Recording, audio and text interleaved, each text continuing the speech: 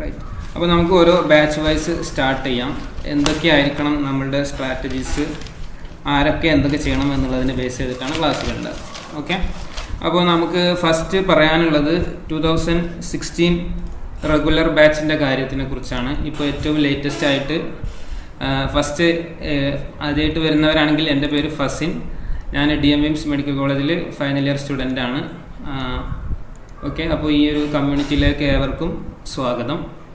Right, അപ്പോൾ ഞാൻ ഇന്ന് ഫസ്റ്റ് പറയാൻ പോകുന്നത് ഏറ്റവും ലേറ്റസ്റ്റ് ആയിട്ട് 2016 അഡ്മിഷൻ ആളുകൾ എന്തൊക്കെയാണ് ചെയ്യേണ്ടത് എന്നുള്ളതാണ്.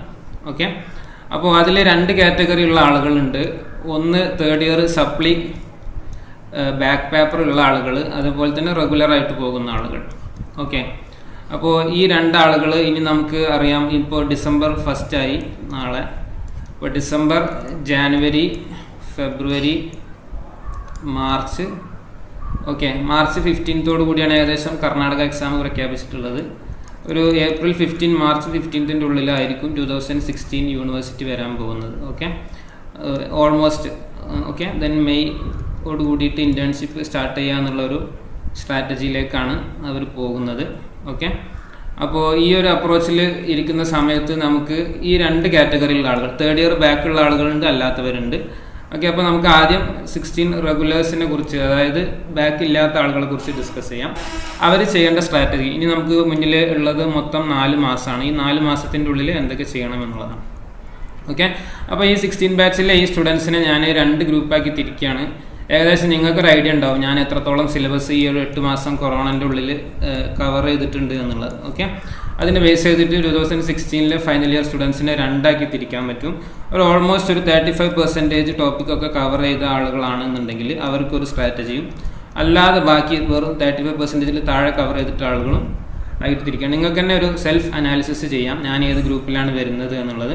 അതിനെ ബേസ് ചെയ്തിട്ട് എന്ത് ചെയ്യാം, നിങ്ങൾ സ്റ്റെപ്പ് എടുക്കുക എന്നുള്ളതാണ്. ഓക്കെ, അപ്പോൾ അതിൽ ഈ ഫസ്റ്റ് ഏറ്റവും ഇമ്പോർട്ടൻ്റ് ആയിട്ട് മോർ ദാൻ 35% കവർ ചെയ്ത ആളുകൾ എന്ത് സ്റ്റെപ്പ് എടുക്കണം.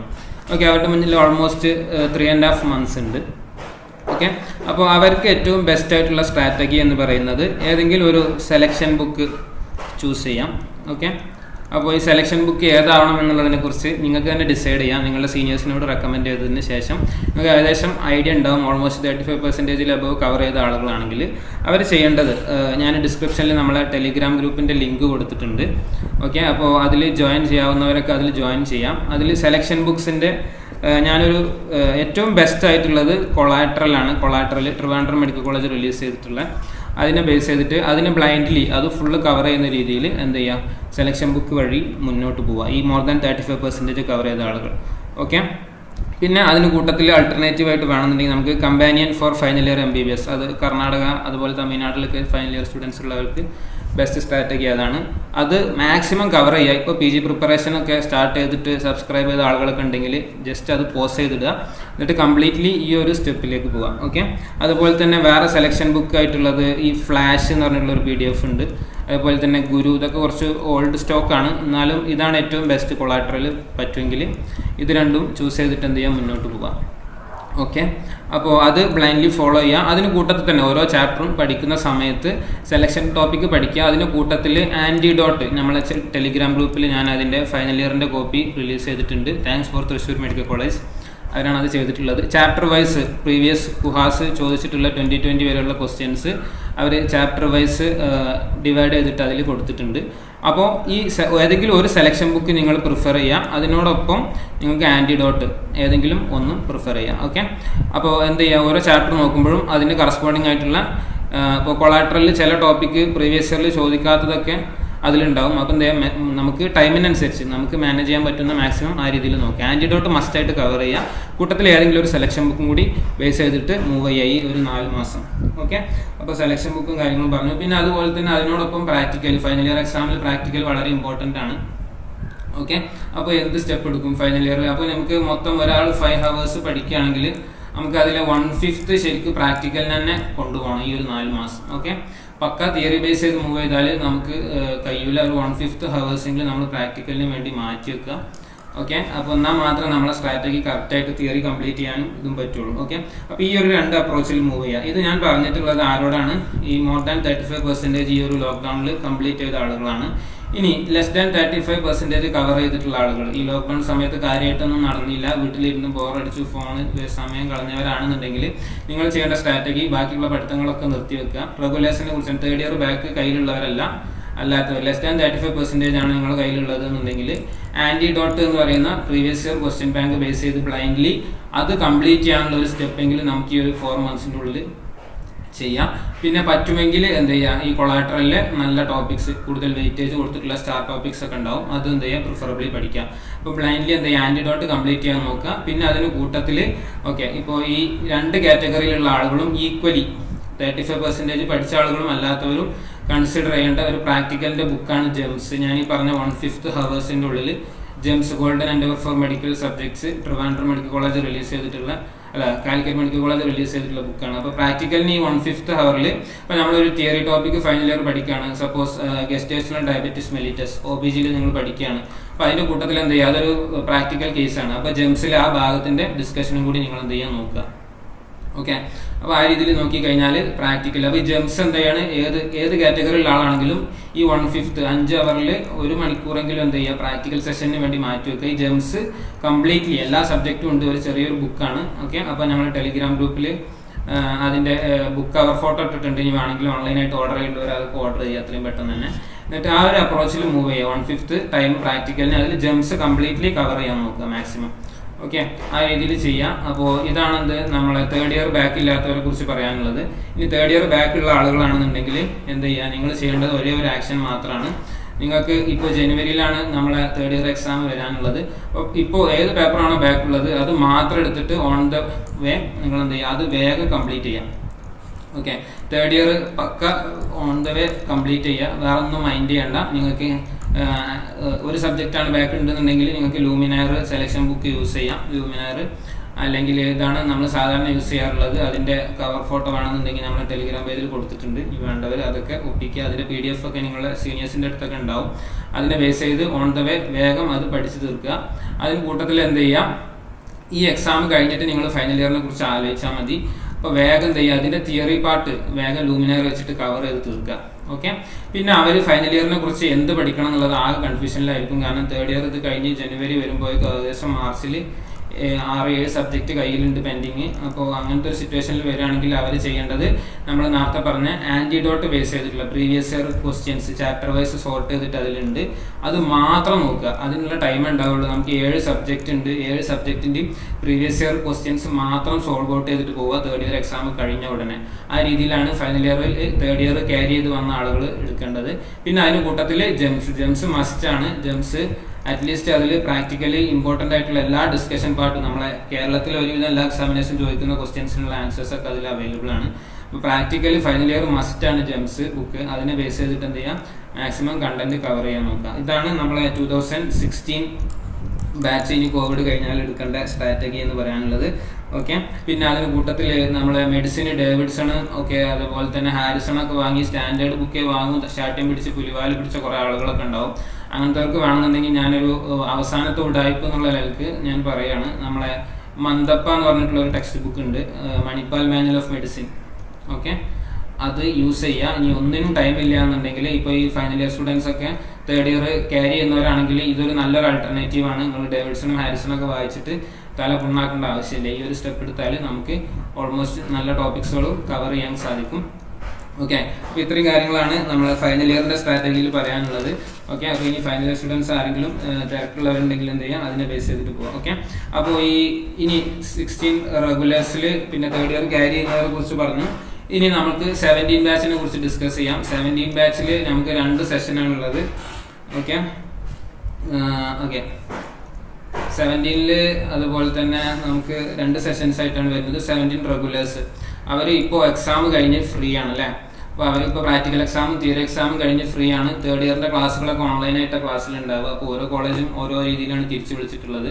അപ്പോൾ ചിലവരെ ഫൈനൽ ഇയേഴ്സിന് പ്രിഫറൻസ് കൊടുത്തിട്ടാണ് തിരിച്ചു വിളിച്ചിട്ടുള്ളത്. ഓക്കെ. അപ്പോൾ 17 റെഗുലേഴ്സ് ചെയ്യേണ്ടത് എന്താണെന്ന് വെച്ചാൽ ഇപ്പോൾ അവർ ഫ്രീ ആണ് ശരിക്ക്. ഫൈനൽ ഇയർ കണ്ടൻസ് അവർക്ക് തുടങ്ങിയിട്ടില്ല. 3rd ഇയർ ജസ്റ്റ് എൻ്റർ ചെയ്ത് ആ ഒരു സിറ്റുവേഷനിലാണുള്ളത്.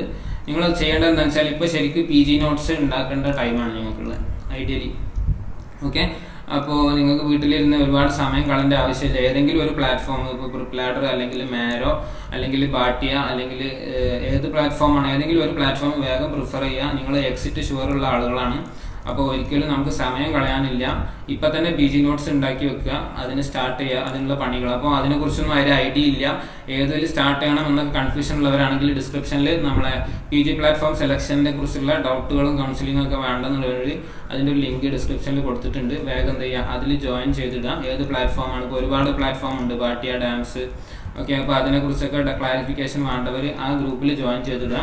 ഇപ്പോൾ സെക്കൻഡ് ഇയേഴ്സും തേർഡ് ഇയേഴ്സൊക്കെ എന്തെങ്കിലും അതിനെക്കുറിച്ച് ക്വറീസും കാര്യങ്ങളൊക്കെ ആവശ്യമുള്ളവർ വേഗം അതിൽ ജോയിൻ ചെയ്തിടുക. ഓക്കെ, അപ്പോൾ 17 റെഗുലേഴ്സിനെ കുറിച്ച് ഇതാണ് പറയാനുള്ളത്. നിങ്ങൾക്ക് ഇപ്പോൾ തേർഡ് ഇയറിൻ്റെതും ഫൈനൽ ഇയർ സബ്ജക്റ്റിൻ്റെ ഒക്കെ ക്ലാസ്സുകൾ കണ്ടു തുടങ്ങുക. പ്രിപ്ലാഡർ മാരൊക്കെ ഉള്ളവരാണെങ്കിൽ മാക്സിമം കവർ ചെയ്യുക, PG നോട്ട്സ് ഒക്കെ സെറ്റാക്കി വെക്കുക. കാരണം നോട്ട് ഇല്ലാതെ PGക്ക് പഠിക്കുക എന്നുള്ളത് ഇമ്പോസിബിൾ ആണ്. നമ്മളെ കണ്ടന്റ് അല്ല PGയുടെ സ്ട്രാറ്റജി എന്ന് പറയുന്നത്. ഓരോ ക്വസ്റ്റ്യൻസും ക്ലിനിക്കൽ ബേസ്ഡ് ആയി മാറിക്കൊണ്ടിരിക്കുകയാണ്. അപ്പോൾ നെക്സ്റ്റിൻ്റെയൊക്കെ ഒരു ഷോർട്ടാണ് 2017 ബാച്ച്. അപ്പോൾ അതാണ് 17 റെഗുലേഴ്സിനോട് പറയാനുള്ളത്. ഓക്കെ, അപ്പോൾ 17 റെഗുലേഴ്സ് ഇപ്പോൾ തേർഡ് ഇയർ കണ്ടന്റ് ഒന്നും അങ്ങനെ വല്ലാതെ മൂവ് ചെയ്തിട്ടുണ്ടാവില്ല. ഇനി 17 അഡീഷണലിനെ കുറിച്ചാണ് പറയാനുള്ളത്. 17 അഡീഷണലിൽ ഓക്കെ, അതുപോലെ തന്നെ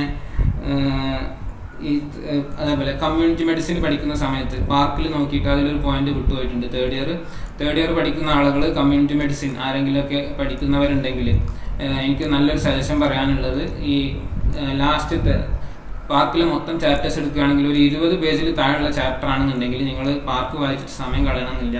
മെയിൻ ചാപ്റ്റേഴ്സ് ഒക്കെ നമ്മൾ ഈ പ്രിപ്ലാഡറിൻ്റെ വിവേക് ജെയിൻ്റെ ഒരു PSM നോട്ട്സ് എന്ന് പറഞ്ഞിട്ട് ഒരു നോട്ട്സ് ഉണ്ട്. പ്രിപ്ലാഡർ നോട്ട്സ് എന്ന് പറഞ്ഞാൽ ടെലിഗ്രാം ഗ്രൂപ്പിലൊക്കെ അവൈലബിൾ ആണ്, അതിൻ്റെ PDF കാര്യങ്ങളൊക്കെ.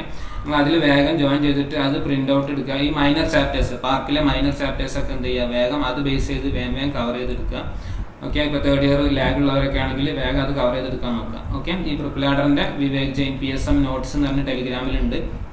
പ്രിപ്ലാഡർ 2020 നോട്ട്സ് എന്ന ഗ്രൂപ്പിൽ ജോയിൻ ചെയ്താൽ മതി, അതിൽ നിങ്ങൾക്ക് യൂസ് ചെയ്യാം. അത് നല്ലൊരു ആൾട്ടർനേറ്റീവ് ആണ് പാർക്കിലെ മൈനർ ചാപ്റ്റേഴ്സിനൊക്കെ വേണ്ടിയിട്ട്. ഫസ്റ്റത്തെ 1-2 ചാപ്റ്റേഴ്സൊക്കെ പാർക്ക് ബേസ് ചെയ്ത് തന്നെ മൂവ് ചെയ്യണം.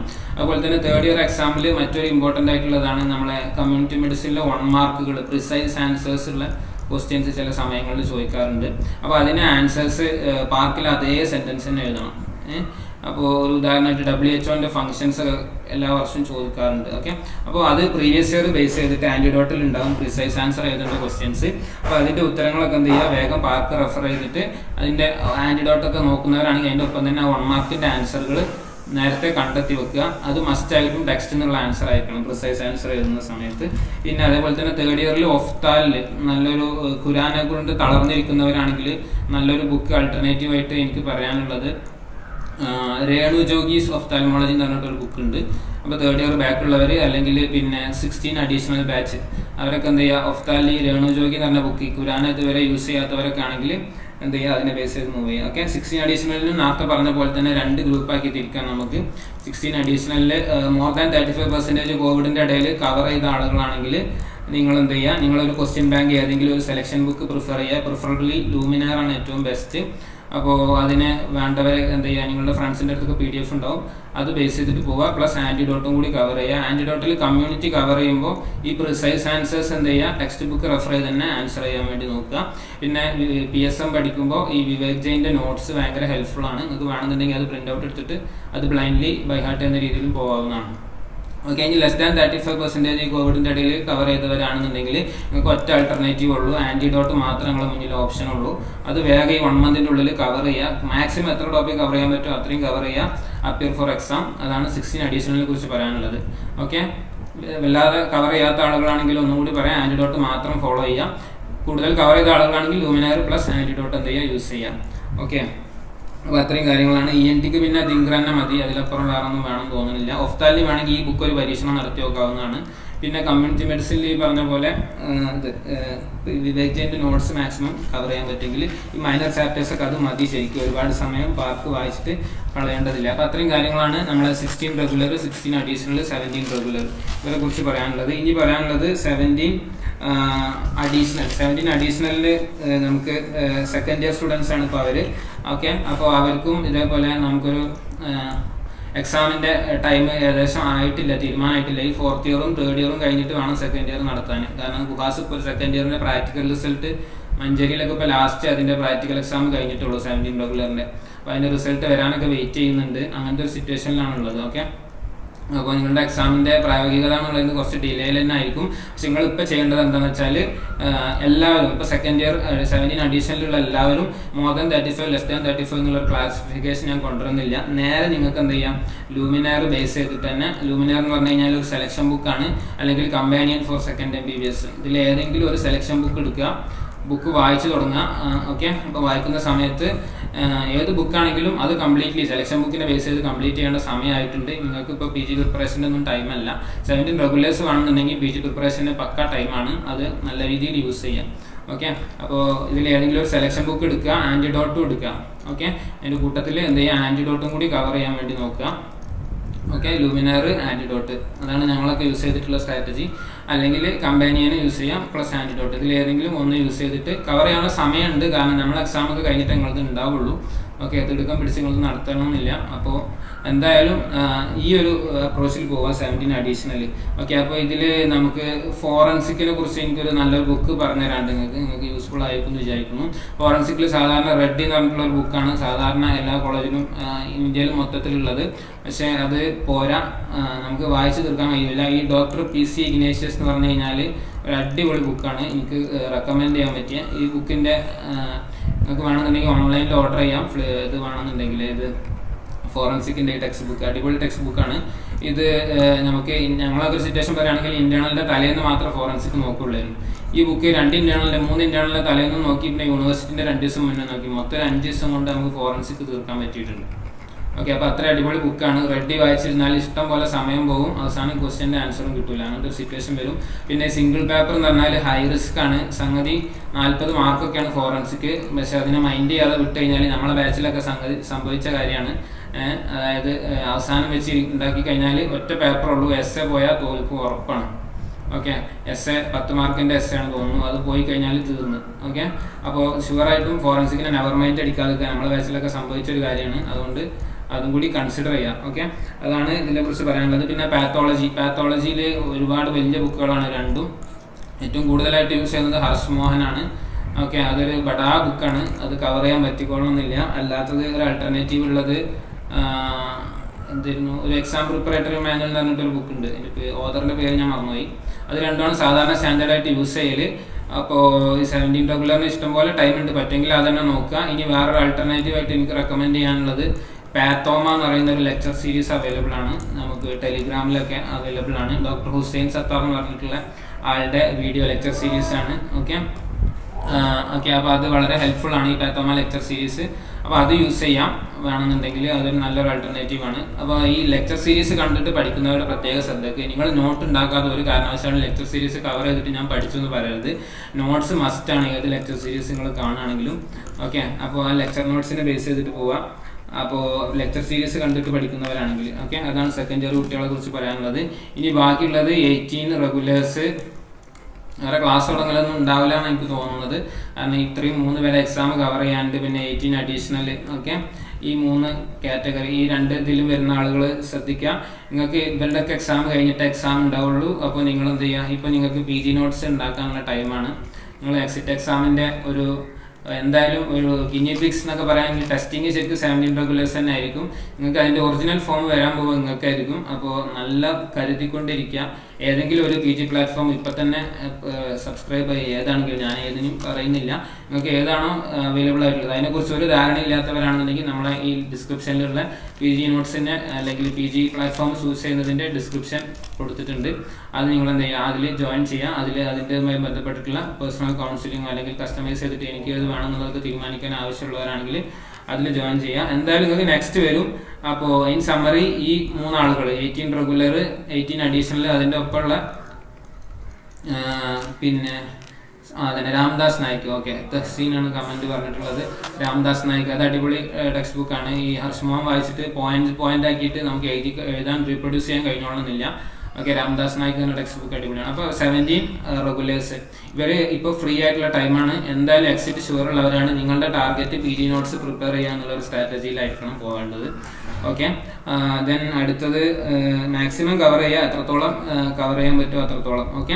പിന്നെ 19 റെഗുലേഴ്സ് ഇപ്പോൾ ഫസ്റ്റ് ഇയർ അവരാണ് ശരിക്കും പാവങ്ങൾ. MBBS എന്താന്ന് പറഞ്ഞിട്ടില്ല, എന്നാലോ അവർക്ക് പിന്നെ സത്യാവസ്ഥയാണ് അവരുടേത്. MBBS എന്താണെന്ന് മര്യാദക്ക് അറിയാനും കഴിഞ്ഞിട്ടില്ല, ക്ലാസ്സുകൾ മര്യാദക്കിട്ട് കിട്ടിയിട്ടില്ല.